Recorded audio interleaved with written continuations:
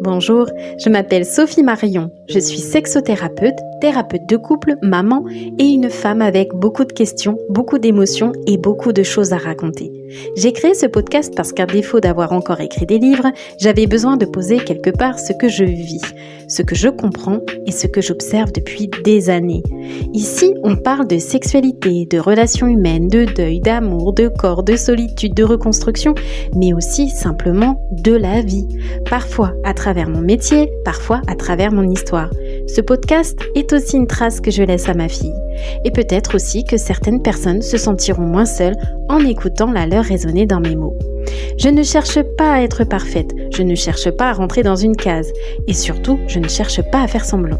Alors maintenant, installez-vous confortablement, choisissez-vous une boisson bien chaude et bienvenue dans le podcast d'une vie imparfaite.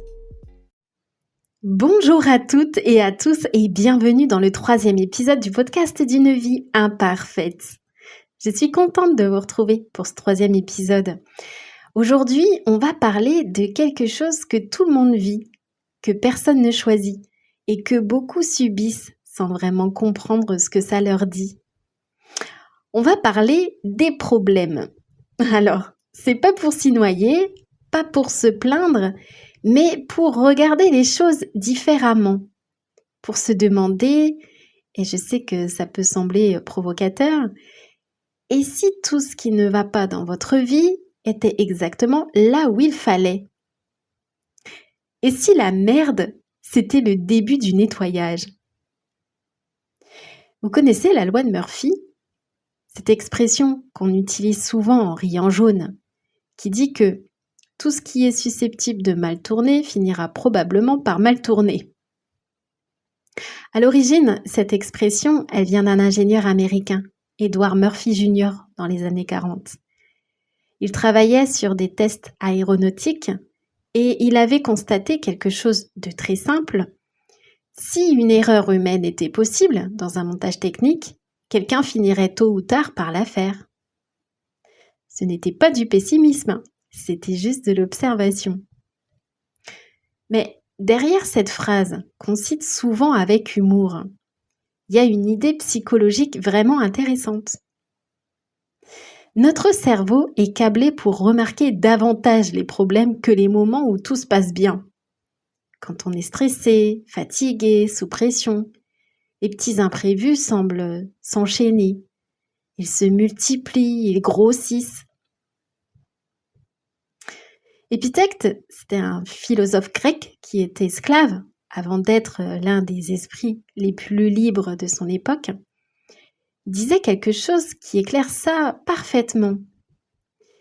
Il disait « Ce qui trouble les hommes, ce ne sont pas les choses, mais les jugements qu'ils portent sur les choses. » D'autres mots aussi, ce n'est pas toujours la réalité qui nous écrase, c'est souvent le sens qu'on lui donne. Bon, imaginez simplement une voiture qui ne démarre plus le matin avant d'aller travailler. Un appareil électroménager qui lâche au mauvais moment. Un problème de santé qui débarque sans prévenir. Une relation qui s'effondre. Un projet qui déraille. Les imprévus font partie de la vie. Ils en feront toujours partie. La vraie question, c'est qu'est-ce qu'on en fait ? J'ai une image qui me revient souvent quand je pense aux problèmes et je voudrais vous la partager. Pensez à une maison qu'on rénove. Avant de la rendre belle, avant d'y poser du parquet neuf, de la peinture fraîche, des meubles qu'on aime, il faut décaper.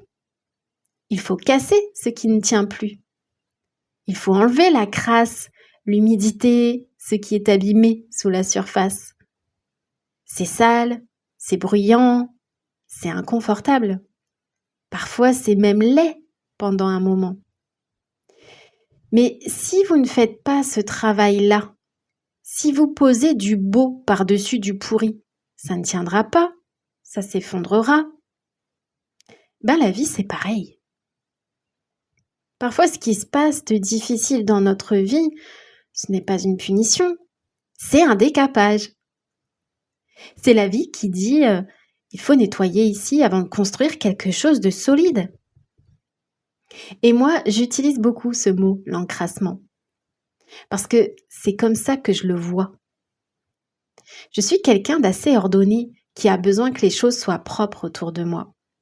Par exemple, je ne peux pas marcher pieds nus dans ma maison si le sol est sale. Je ne peux pas porter une culotte propre sans avoir réalisé une toilette intime avant.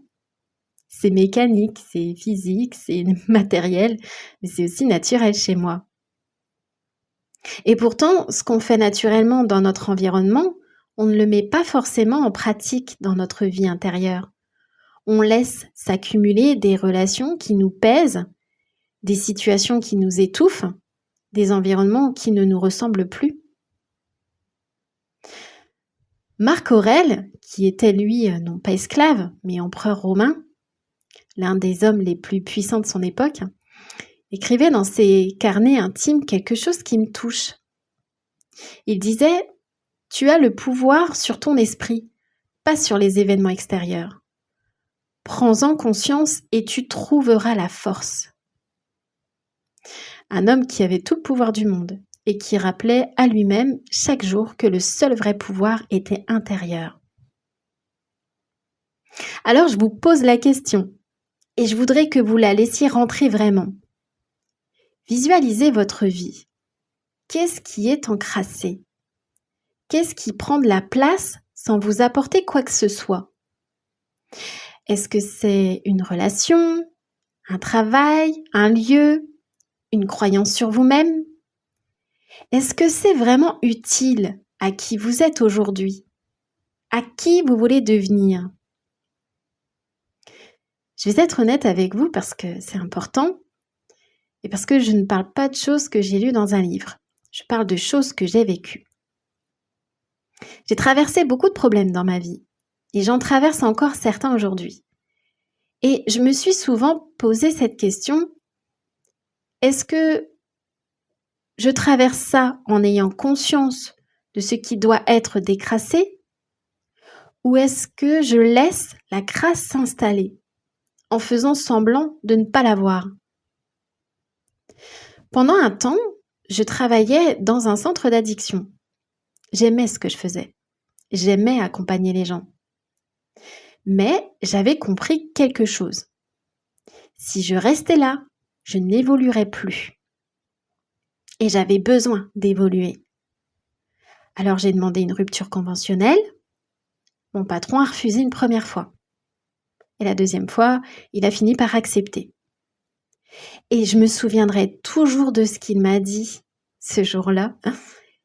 Il m'a dit, il faut vraiment être inconsciente pour tout quitter. Un CDI, une stabilité financière, et en plus tu as une fille à élever. Et moi, intérieurement, j'ai pensé, mais il n'a pas compris. Il n'a pas compris que rester là ne me rendait plus heureuse. Que travailler pour lui ne m'apportait plus rien. Et que parfois, la chose la plus responsable qu'on puisse faire pour soi, pour ses enfants, pour sa vie, c'est de partir vers quelque chose qui nous correspond vraiment. Quitter cet emploi, c'était décrasser ma vie professionnelle. Et j'ai fait pareil dans d'autres domaines. Des lieux de vie, des relations toxiques, des personnes qui encrassaient ma vie au lieu de l'enrichir. Et ce n'est jamais facile, hein? Ce n'est jamais sans douleur, mais c'est toujours nécessaire. Et il y a quelque chose que je veux vous dire, quelque chose de plus intime encore. Je me suis retrouvée veuve à l'âge de 27 ans. J'aurais pu abandonner. J'aurais pu tout lâcher. Mais ce qui m'a maintenue debout, c'est ma fille. Le fait que j'étais maman, que je devais me battre pour qu'elle ait toujours sa maman à ses côtés. Ce choc immense, cette douleur que je n'aurais souhaitée à personne, c'est elle qui m'a construite. Friedrich Nietzsche, un philosophe allemand, pardon pour la prononciation, mais disait « Celui qui a un pourquoi peut vivre avec n'importe quel comment ». Ma fille, c'était mon pourquoi. Et avec ce pourquoi-là, j'ai trouvé le comment. Même quand le comment était épuisant, douloureux et incertain. Ce qui m'a le plus encrassé la vie, c'est aussi ce qui m'a le plus forgé. Et c'est là que j'ai envie d'être vraiment directe avec vous. Beaucoup de traditions philosophiques et spirituelles finissent par arriver au même endroit. Ce n'est pas le monde extérieur qui est le problème principal. C'est notre rapport à ce monde. C'est ce qu'on en fait. C'est ce qu'on continue à nourrir en nous. On nourrit parfois ce qui nous fait souffrir parce que ça donne une illusion de contrôle. Parce que la souffrance connue est moins effrayante que le changement inconnu. Parce qu'on a appris à s'identifier à nos problèmes, au point de ne plus savoir qui on serait sans eux. Jean-Paul Sartre disait quelque chose de radical là-dessus. L'homme est condamné à être libre. Condamné. Pas libéré, condamné. Parce que même dans nos schémas répétitifs, même dans nos enfermements, on a toujours une part de responsabilité dans ce qu'on continue à nourrir. Cette liberté-là, parfois, elle fait peur. Parce qu'elle nous oblige à choisir. Et choisir, ça veut dire qu'on ne peut plus accuser que les circonstances. Et derrière tout ça, derrière la relation qu'on ne quitte pas, le travail qui nous étouffe mais qu'on garde, la maison qui ne nous ressemble plus mais où on reste, il y a souvent un seul besoin fondamental, être en paix avec soi-même. On ne peut pas vraiment aimer les autres si on est en guerre avec soi-même. On ne peut pas avancer si on se bat encore contre ce qu'on est. La vie est cyclique. Nous sommes cycliques. Il est normal d'avoir des moments de faiblesse, de fatigue, des moments où on pleure, où on a envie de tout envoyer valser. C'est humain. C'est même sain. Et d'ailleurs, qui vous interdit d'aller taper dans un punching ball? De vous exprimer, de lâcher prise, de laisser sortir ce qui encombre? Ce qui nous empêche souvent d'aller mieux, ce n'est pas la vie.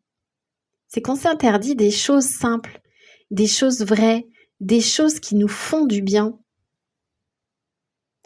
On cherche le bonheur à l'extérieur, dans une maison, dans un voyage, dans un titre professionnel, dans un compte en banque aussi. Et j'ai fait ça aussi. On le fait tous à un moment ou un autre. Je me souviens d'une période où je pensais que si j'avais tel logement, tel travail, telle stabilité, alors je serais heureuse. Et puis j'ai eu certaines de ces choses, mais il manquait encore quelque chose. Parce que le bonheur que je cherchais à l'extérieur, il ne pouvait pas combler ce qui était vide à l'intérieur. Ce n'est pas que les choses matérielles ne comptent pas, elles comptent, mais elles ne tiennent pas debout toutes seules. Elles ont besoin d'un socle, et ce socle, c'est vous. Est-ce que vous avez trouvé ce qui vous passionne vraiment? Ce qui vous fait vous lever le matin avec quelque chose dans le ventre, ces petits papillons-là. Et pas de l'anxiété, mais de l'élan. Pas besoin que ce soit grandiose. Parfois, c'est un projet.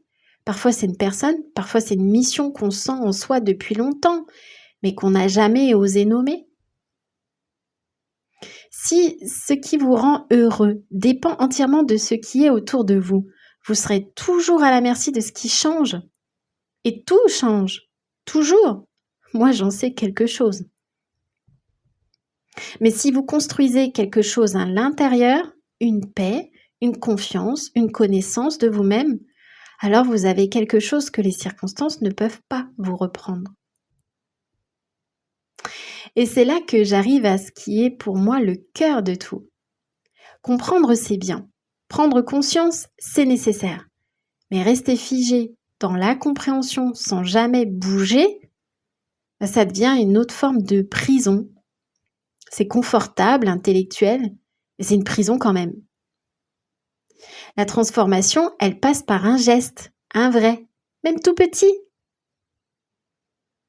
Vous êtes dans une relation qui vous détruit. Commencez par vous dire, mais vraiment vous dire, pas juste y penser, que vous méritez mieux. Acceptez-le, puis agissez. Vous avez une idée qui vous trotte dans la tête depuis des mois. Et qu'est-ce que vous attendez? Un signe parfait? Un moment idéal? Des conditions réunies? Et ces conditions-là n'arrivent presque jamais d'elles-mêmes. Ce qui fait avancer, c'est de commencer, même dans l'imperfection. C'est pas grave. La prière, c'est beau, La prière, ça aide. Je prie beaucoup, moi aussi. Mais la prière seule ne suffit pas. Ce qui nous permet d'avancer, c'est de nous mettre en mouvement. Lève-toi et marche. Ce qui va te sauver, c'est ta foi en toi. Vous pouvez être entouré des meilleures personnes du monde, votre famille, vos amis, un thérapeute, un coach, peu importe. Mais si vous ne vous engagez pas vous-même, si vous ne croyez pas en vos propres capacités, vous resterez exactement là où vous en êtes. Et j'ai vécu ça. J'ai toujours eu des idées, j'ai toujours su quoi mettre en place. Mais ce qui a parfois prolongé mes problèmes, c'est l'hésitation, l'attente, le pas encore. Alors, si vous n'en retenez qu'une chose aujourd'hui, que ce soit celle-là, rien n'est figé. Ce que vous traversez en ce moment n'est pas permanent. Et ce qui semble être le pire de votre vie est peut-être en train de vous préparer à quelque chose de plus grand, de plus juste, de plus vous. Mais pour que ça arrive, il faut se lever, il faut décider, il faut agir, il faut se mettre en action. Nous sommes à la fin de cet épisode et j'espère qu'il vous a bousculé, dans le bon sens du terme. J'espère qu'il vous a donné envie de regarder vos problèmes différemment. Pas comme des ennemis, pas comme des punitions, mais comme des signaux, comme des invitations à nettoyer, à décider, à avancer. La vie est imparfaite, vous êtes imparfait, je suis imparfaite, ce podcast est imparfait, et c'est exactement pour ça qu'on est là, pour traverser, pour apprendre, pour se transformer. Alors, la prochaine fois que tout semble aller de travers, posez-vous juste cette question. Est-ce que c'est la vie qui me détruit ou est-ce que c'est la vie qui me nettoie? Allez, prenez soin de vous, de tout vous. Si cet épisode vous a parlé, vous pouvez le partager autour de vous ou lui laisser une petite étoile, un cœur ou un avis. C'est probablement le plus beau soutien et le plus beau cadeau que vous puissiez m'apporter. Si vous souhaitez suivre un peu mon univers, vous pouvez aussi me retrouver sur Instagram, Facebook ou LinkedIn. N'oubliez pas que si vous traversez une période compliquée, seul ou à deux, dans votre vie, votre sexualité ou votre relation, je peux peut-être vous accompagner sur ce chemin. Vous trouverez toutes les informations pour me contacter ou prendre rendez-vous directement dans la description du podcast ou sur mes réseaux. Et surtout, prenez soin de vous. Je vous dis à très bientôt.